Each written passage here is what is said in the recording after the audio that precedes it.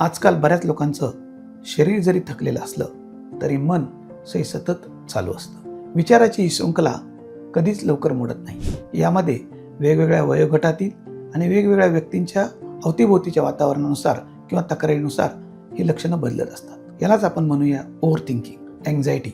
हे सतत विचार बऱ्याच वेळेस येतात, ते रात्रीच्या वेळेस किंवा जेव्हा मनुष्य एकांतात असतो, एकटा असतो तेव्हा. वयानुसार म्हटलं तर तरुण मुलांमध्ये समस्या असतात, शाळेच्या किंवा कॉलेजच्या समस्या, रिलेशनशिपच्या समस्या, ब्रेकअपची लक्षणं, पुढच्या वयानुसार वयोगटानुसार जॉबचं, सिक्युरिटी, सेफ्टी आपली आहे का, आदी अनेक प्रकारचे विचार यामध्ये भेडसावत असतात. गृहस्थाश्रमातले म्हटलं त्यांना कुटुंबाच्या समस्या पुढे निर्माण होतात. त्यांचे आरोग्य, भविष्याची काळजी, या सर्व गोष्टीमुळे प्रत्येक जण ओव्हर थिंकिंग मध्ये जातो. परंतु या व्यतिरिक्तही सर्व काही व्यवस्थित असूनही भूतकाळात घडलेल्या अनेक घटना अनेक लोकांना सतत त्रास देत असतात.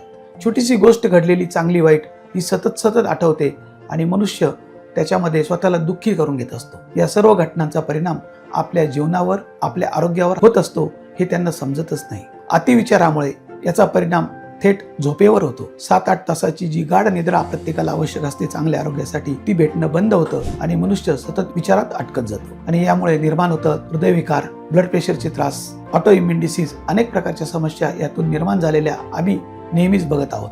हे सर्व विचाराची शृंखला तोडायची असेल, स्वतःला आनंदी करायचं असेल तर होमिओपॅथी यासाठी अत्यंत उपयुक्त आहे. होमिओपॅथिक औषधामुळे निरोगी समृद्ध आयुष्य आपणास मिळू शकते. होमिओपॅथी ही फक्त शरीरावर नाही तर मनावरही उत्तम कार्य करणारी चिकित्सा पद्धती आहे. याबरोबरच आपल्या लाईफस्टाईल मध्ये जर सुधारणा केली, म्हणजेच प्राणायाम, थोडासा व्यायाम आणि मेडिटेशन याचा जर अवलंब याच्याबरोबर केला तर आपलं जीवन हे आनंदी, सुखी आणि समृद्ध होऊ शकतं. आपणास या प्रकारच्या काही समस्या असतील तर जरूर खाली दिलेल्या नंबरवर आपण संपर्क करावा. धन्यवाद.